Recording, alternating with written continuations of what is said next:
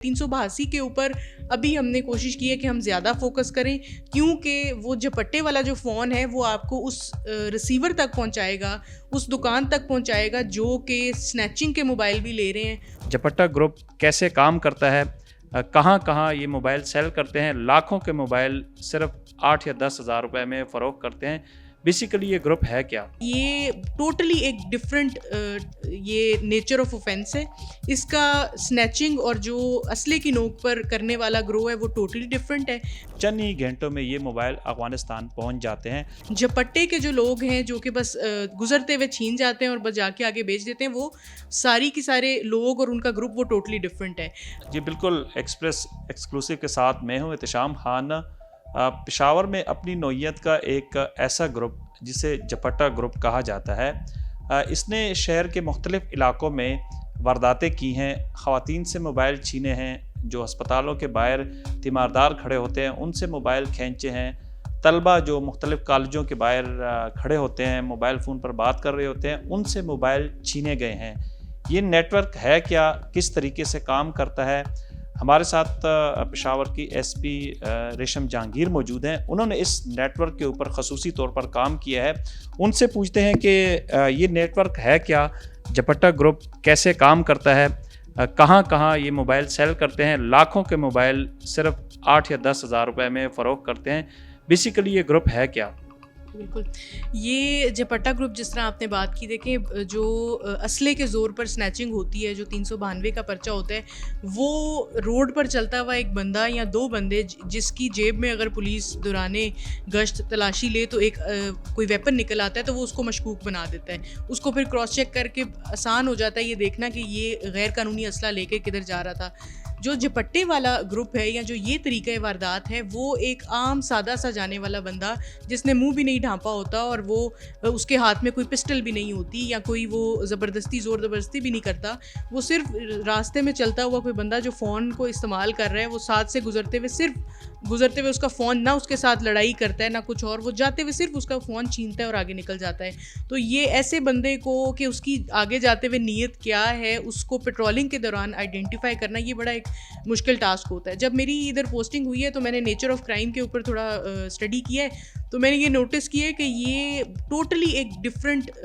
یہ nature of offence ہے۔ اس کا سنیچنگ اور جو اسلحے کی نوک پر کرنے والا گروہ ہے وہ ٹوٹلی ڈفرینٹ ہے۔ جھپٹے کے جو لوگ ہیں جو کہ بس گزرتے ہوئے چھین جاتے ہیں اور بس جا کے آگے بیچ دیتے ہیں، وہ ساری کی سارے لوگ اور ان کا گروپ وہ ٹوٹلی ڈفرینٹ ہے۔ زیادہ تر فوکس جو رہا ہے ہمارا شروع سے وہ سنیچنگ کے اوپر ہے، کیونکہ اسلحہ جو ہے وہ کسی کی جان بھی لے سکتا ہے اور وہ ایک بڑا لوگوں کے لیے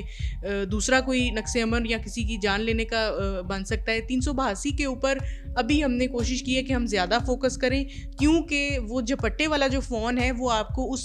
ریسیور تک پہنچائے گا، اس دکان تک پہنچائے گا جو کہ سنیچنگ کے موبائل بھی لے رہے ہیں اور جو سستے داموں موبائل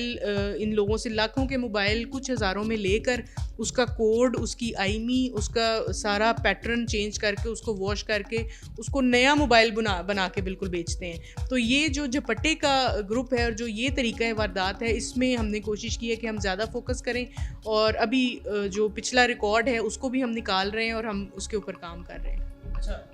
یہ بتائیں کہ ہم نے دیکھا ہے کہ پشاور میں سنیچرز ہوں یا جھپٹے والے گروپ ہوں، جو اینڈرائڈ فونز ہیں وہ یہاں سے سنیچ ہوتے ہیں اور ویری نیکسٹ ڈے وہ افغانستان پہنچ جاتے ہیں۔ کیا اس طرح کے پشاور میں کام ہو رہا ہے؟ آئیمیز بہت جلدی چینج کر دیے جاتے ہیں، پروفیشنل گینگز ہیں اور وہ چند ہی گھنٹوں میں فون جو ہیں وہ افغانستان بھجوا دیے جاتے ہیں اور لوکیشن بھی وہیں کی آتی ہے۔ بالکل، یہ پچھلے دنوں ہم نے ایک ایف آئی آر دی ہے۔ شام کو وہ جیسے ہی وہ آیا ہے مدعی تھانے میں، ہم نے اس کا شام کو پرچہ دیا، اگلے دن وہ میرے دفتر آیا تو میں نے اپنے آپریٹر سے بتایا کہ اس کا آئی کلاؤڈ جو ہے وہ ریفریش کرو۔ ابھی یہ میرا خیال ہے تقریباً 7-8 گھنٹے گزرے ہوں گے اس کو، جو انسیڈنٹ اس کا ہوا ہے، یا تو اگلے دن جب اس نے چیک کیا میرے دفتر میں ہی تو وہ افغانستان میں آن تھا۔ تو میں نے اس کو پھر اپنی ٹیم کو بلایا، میں نے کہا باقی ٹھیک ہے ان کیس پہ کام کرو، یہ والا اس کو کیس اسٹڈی لو اور اس میں دیکھو کہ یہ کدھر کدھر آئی کلاؤڈ آن ہوتا رہا ہے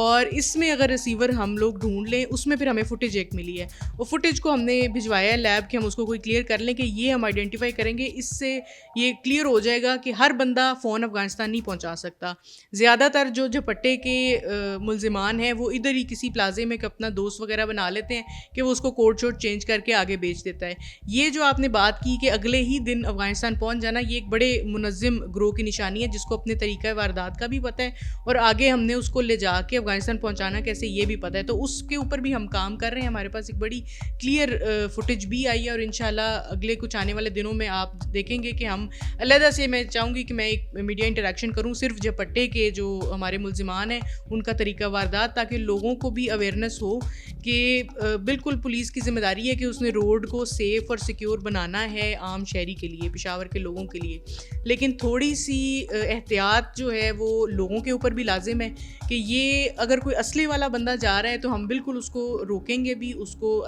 لے کے آئیں گے. اگر تو وہ سنیچر نہیں ہے اور اس کا ریکارڈ نہیں ہے تو ہم اس کے جو غیر قانونی اسلحہ ہے اس کو ضبط کریں گے. اگر سنیچر ہے تو اس کی انٹروگیشن کر کے اس کو ہم کیسز میں رجسٹر کریں گے. لیکن کوئی ایسا بندہ جس کے پاس پسٹل نہیں ہے اور وہ بس راہ چلتے ہوئے کوئی غیر ذمہ دار سا بندہ دیکھ رہا ہے جس نے فون ویسے ہی ہاتھ میں پکڑا ہوا ہے اور اس کو وہ جو پٹا کر کے لے جاتا ہے, اس میں پولیس کے ساتھ ساتھ لوگوں کی کوپریشن کی بہت ضرورت ہے تاکہ ہم لوگ اس جو چیز ہے اس کو بھی قابو کر سکیں. جی بالکل,